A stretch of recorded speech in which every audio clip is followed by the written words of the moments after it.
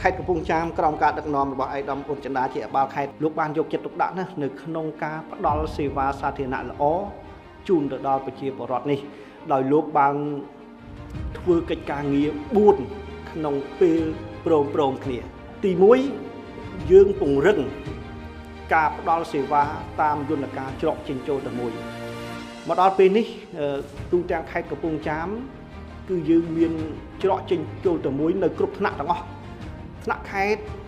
យើងបានប្រមូលផ្ដុំសេវាច្រកចេញចូលទៅមួយមកនៅកម្រិតថ្នាក់ខេត្តដែលយើងហៅថាអង្គភាពច្រកចេញចូលទៅមួយហើយនៅតាមក្រុងស្រុកទាំង10គឺយើងបានបង្កើតឲ្យមានការិយាល័យច្រកចេញចូលទៅមួយប្រចាំនៅរដ្ឋបាលក្រុងស្រុកទាំង10ហើយនៅថ្នាក់ឃុំសង្កាត់យើងបង្កើតឲ្យមានយន្តការច្រកចេញចូលតែមួយនឹងបានគ្រប់ឃុំសង្កាត់ទាំងអស់អញ្ចឹងការពង្រឹងយន្តការច្រកចេញចូលទៅមួយនេះគឺផ្ដល់ភាពងាយស្រួលជូនប្រជាពលរដ្ឋខ្លាំងណាស់ប្រជាពលរដ្ឋលែងដើររកកន្លែងផ្ដល់សេវាដូចពីអតីតកាលហើយពីដើមប្រជាពលរដ្ឋឧទាហរណ៍ថាគាត់ចង់ទៅរកសេវាមួយក៏អត់ដឹងថាសេវាហ្នឹងអង្គភាពណាទេអ្នកផ្ដល់បាទហើយពេលខ្លះគេប្រាប់ឈ្មោះអង្គភាពហើយដើររកអង្គភាពនឹងមិនឃើញទៅទៀតប៉ុន្តែឥឡូវនេះគឺគាត់អត់ចាំបាច់ដើរអញ្ចឹងទេគាត់ដឹងថាគាត់ទៅច្រកចេញចូលទៅមួយហ្នឹងគឺគាត់អាចទទួលបានសេវាដែលគាត់ស្នើសុំឲ្យទោះបីគាត់មិនដឹងថាសេវាហ្នឹងអង្គភាពណាអ្នកផ្ដល់ក៏ដោយប៉ុន្តែគាត់ទៅច្រកគឺគាត់អាចផ្ដល់សេវានឹងបានហើយការងារទី2ដែលថ្នាក់ដឹកនាំខេត្តលោកបានយកចិត្តទុកដាក់ណែនោះគឺការធ្វើទំនើបកម្មការផ្ដល់សេវាសាធារណៈជូនដល់ប្រជាពលរដ្ឋអញ្ចឹងឧទាហរណ៍ខ្ញុំឧទាហរណ៍ថាយើងបញ្ចូលទិន្នន័យនៃអត្រានុកូលដ្ឋានចូលទៅក្នុងប្រព័ន្ធហ្នឹងគាត់បញ្ចូលនៅខុបនោះទេ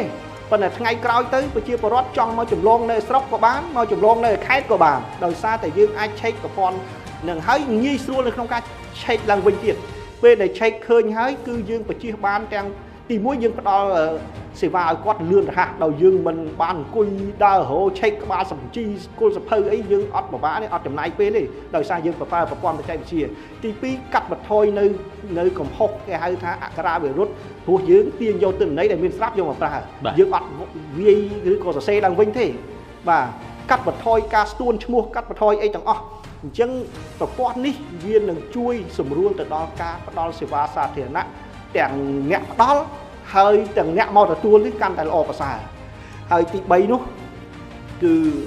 ឯកឧត្តមអបាលខេត្តលោកជាមនុស្សម្នាក់ដែលមានចរិតជាអ្នកប្រឡងប៉ុណ្ណឹងហើយនៅក្នុងវិស័យរដ្ឋបាលនៃការផ្ដល់សេវាសាធារណៈនេះលោកក៏រុញឲ្យមានចលនាប្រឡងប៉ុណ្ណឹងដែរបាទទីប្រឡងប៉ុណ្ណឹងនៅកម្រិតថ្នាក់ជាតិផងហើយប្រឡងប៉ុណ្ណឹងនៅក្នុងផ្ទៃក្នុងខេត្តផងនៅក្នុងផ្ទៃក្នុងខេត្តលោកបង្កើតឲ្យមានចលនាប្រឡងប៉ុណ្ណឹងគេហៅឃុំសង្កាត់ឆ្នើមដែលផ្ដល់សេវាផ្ដល់អនុវត្តគោលនយោបាយភូមិឃុំសង្កាត់មានសុវត្ថិភាពហើយការបង្កើតឲ្យមានចលនាប្រឡងប៉ុណ្ណឹងម្នាក់គឺត្រូវប្រឹងបម្រើសេវាឲ្យល្អជូនដល់ប្រជាពលរដ្ឋសម្ដៅដើម្បីចង់បានអាភាពឆ្នើមហ្នឹងឯកឧត្តមអបាលខេត្តលោកយកចិត្តទុកដាក់ណាស់ហើយខ្ញុំសូមរយៈដោយសារតែយើងមានចរិតជាអ្នកប្រឡងប៉ុណ្ណឹងហ្នឹងហើយបាន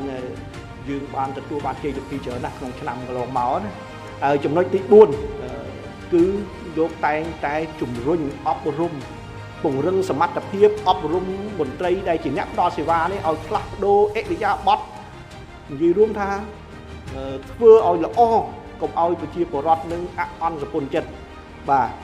អន្តរជាតិហើយលោកនិយាយស្ទើរតែគ្រប់វេទិកាទាំងអស់ទៅដល់កន្លែងណាគឺលោកតែងតែអប់រំមន្ត្រីអ្នកផ្ដល់សេវាទាំងអស់នឹងតែងតែឲ្យយកចិត្តទុកដាក់ក្នុងការ